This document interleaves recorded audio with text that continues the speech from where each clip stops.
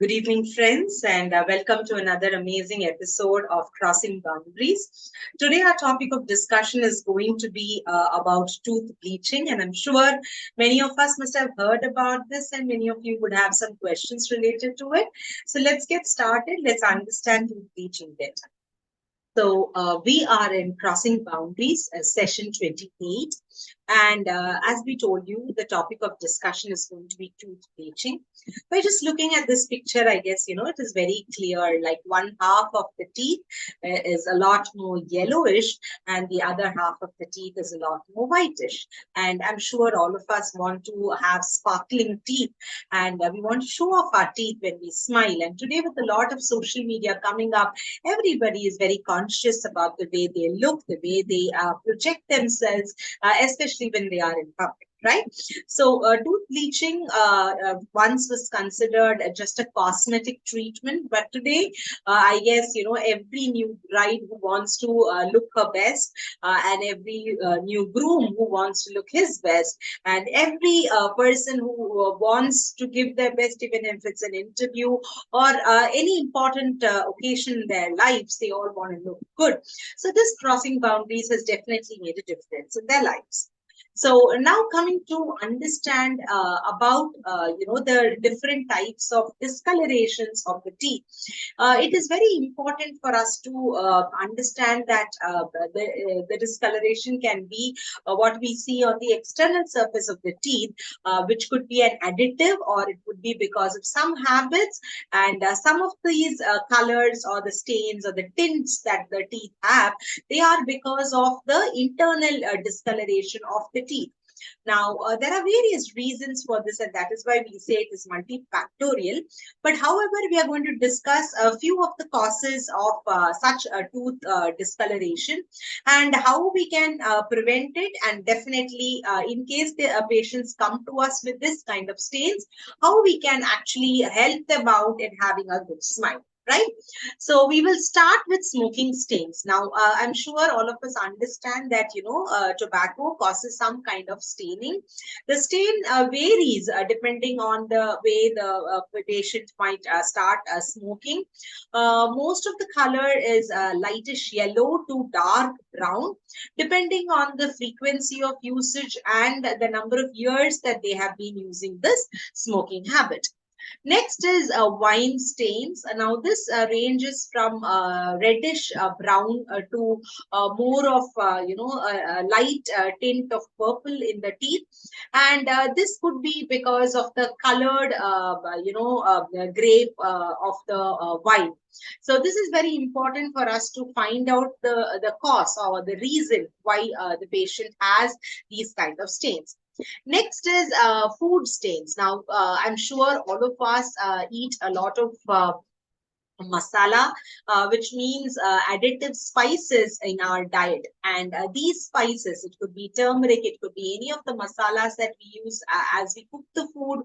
And this becomes a very important, especially as they stain the teeth.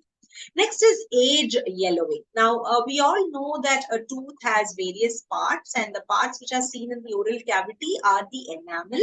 And inside the enamel, we have what is called the dentine. Enamel color ranges from white to yellowish white, whereas the color of the dentine can range from yellow to yellowish brown.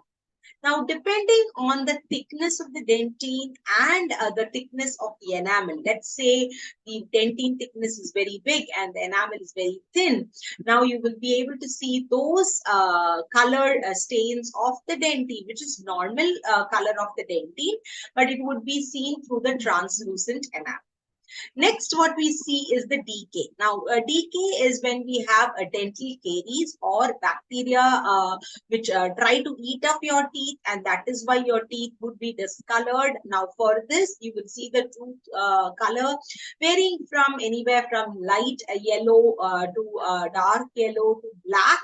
and grayish black or bluish black. Now this is something where you need to go to the dentist and get these teeth, that is the decay part of the teeth, removed, and appropriately, like depending on the size of the cavity and the extent to which it has got into the tooth, you might have to do just a filling or a restoration, or you might have to do a root canal therapy. Sometimes when we do orthodontic treatment, now orthodontics is a concept where we align the teeth which are malaligned in the oral cavity. Now, when we do this, we place brackets on each teeth, and then we place a wire. Now, in spite of telling our patients to brush properly, to give them fluoride mouth rinses or fluoridated toothpaste, some patients take it very lightly. They might not brush twice daily, or they might not take care of their oral hygiene well. Now, when things like this happen, what will happen is around the bracket, you will see a kind of a white or a curdy white appearance, which makes the teeth looks like, hypocalcified. So that is very important.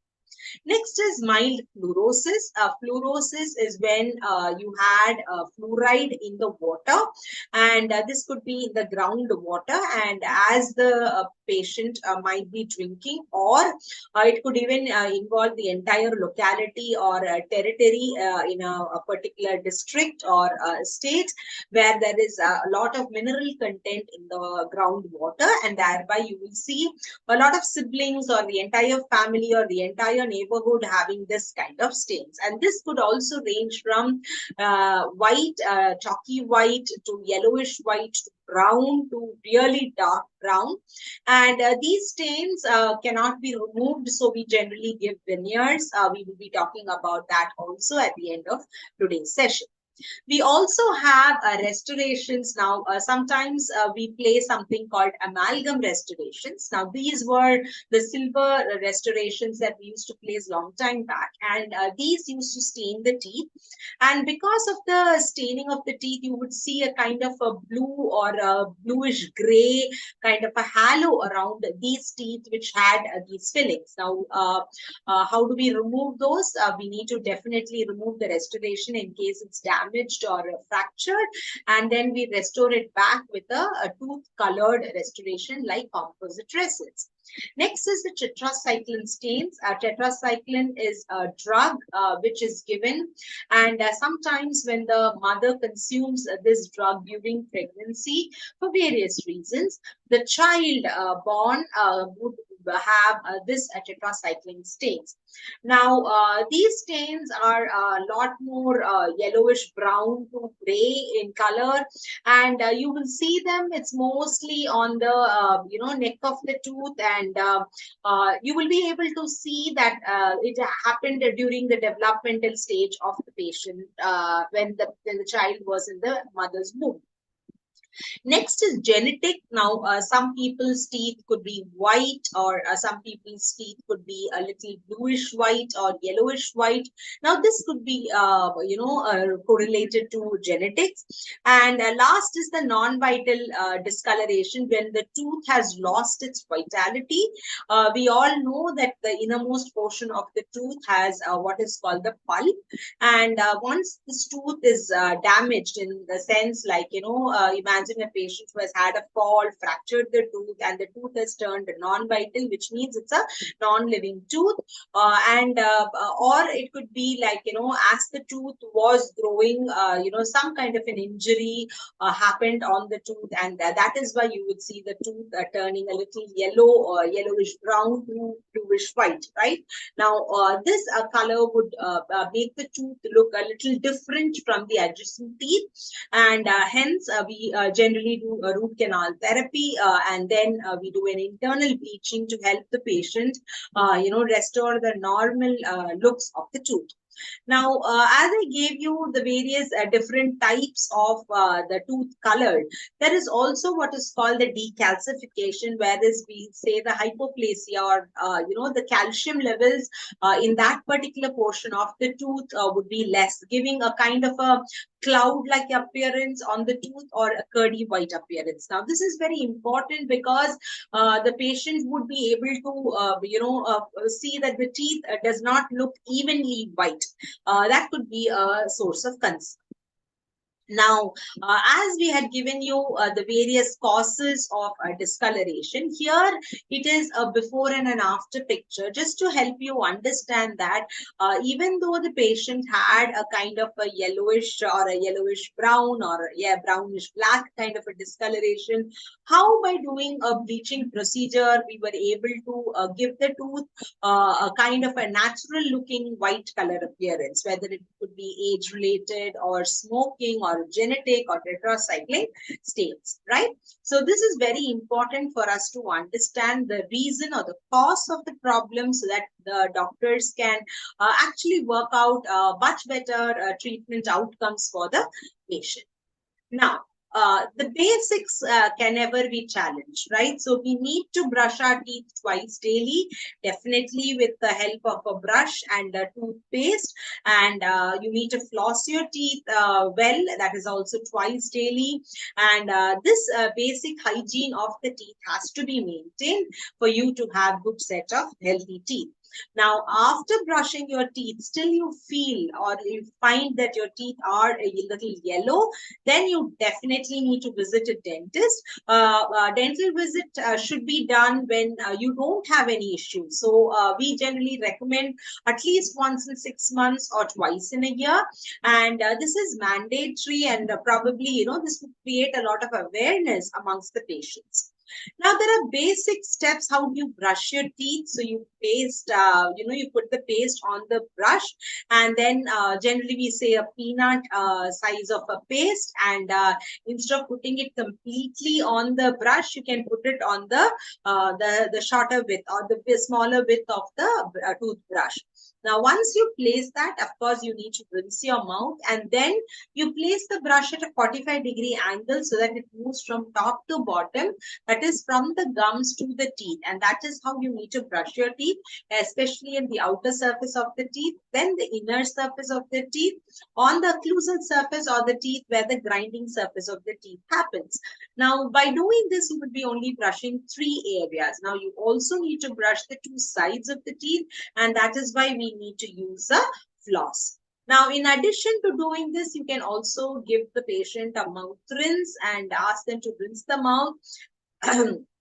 And by doing so, you'll be giving a kind of nice fresh breath appearance, and now you will see that the patient feels very confident in themselves, and it also improves their self-confidence and the way they want to project themselves in society.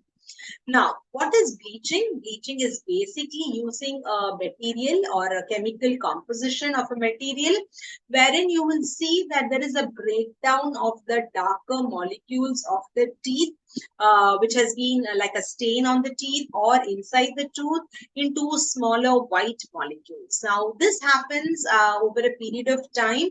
Usual time taken is around, say, 20 minutes to about an hour. And so we need to have the patient's compliance, and this is very important as we go about this procedure. Now, when we place this kind of a paste on the patient's teeth, now, since it is a bleaching agent, now it cannot be just left on the tooth for a longer period of time because it could disintegrate even the good enamel. So this is done only under proper doctor supervision.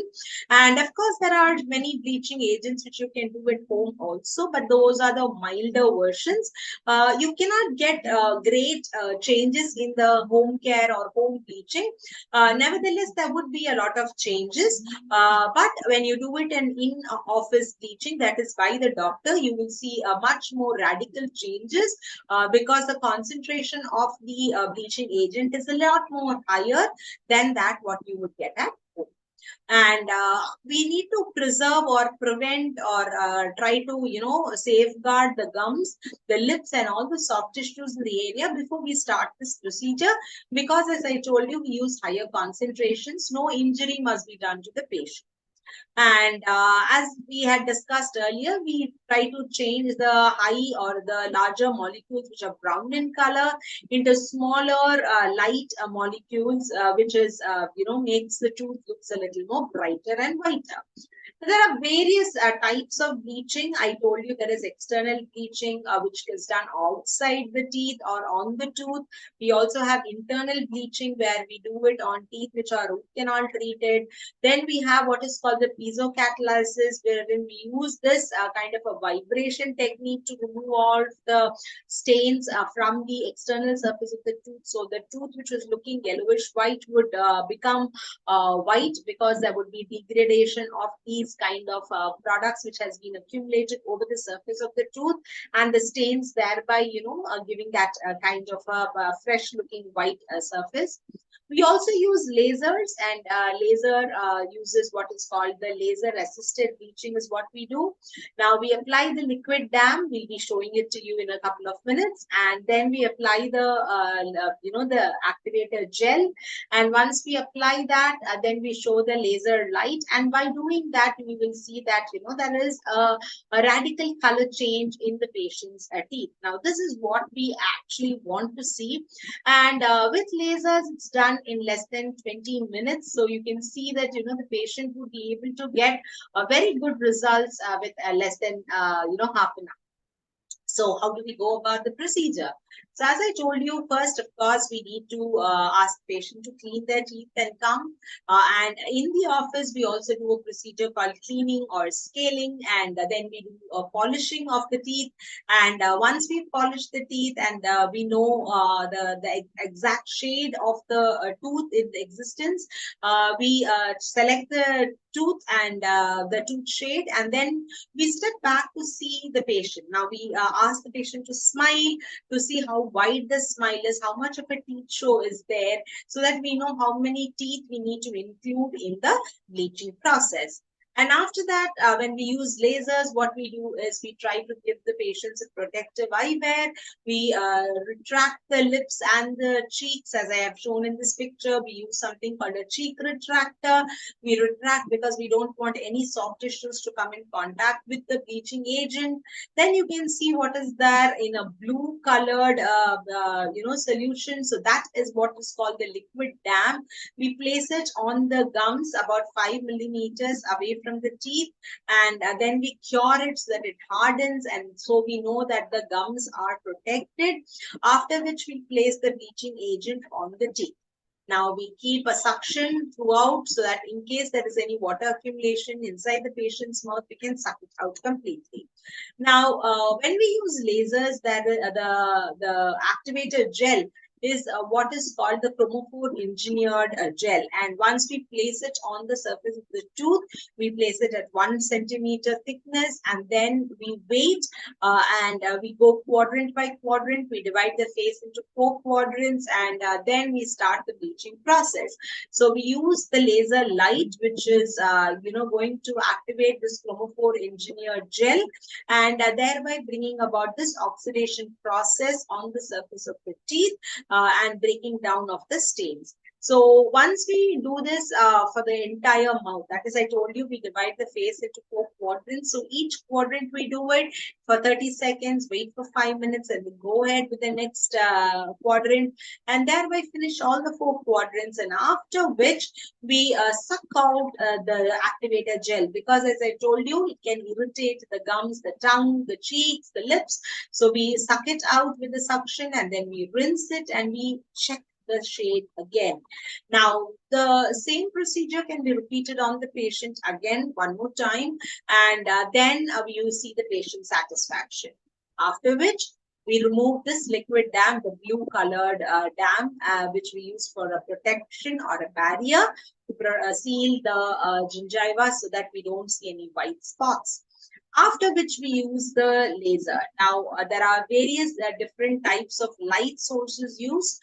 by using a laser, or we can use polar office, or we use other bleaching techniques to activate this gel. And once we do that, it depends from one company to the other. In lasers we use for 20 minutes, and for the rest of the companies they use for 45 minutes to 1 hour. So that is one cycle of what the bleaching is done.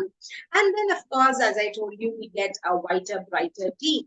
And here you can see a case where the tooth is non-vital, which means you can see that, the microabrasion has been done, straightening of the tooth has been done, and definitely we have done bleaching also. After doing root canal, you can see the color change. And that is very important for us to take pictures, because only then we will be able to show the changes in the patient's mouth. And obviously, the end result is to have a good set of white, healthy, bright teeth.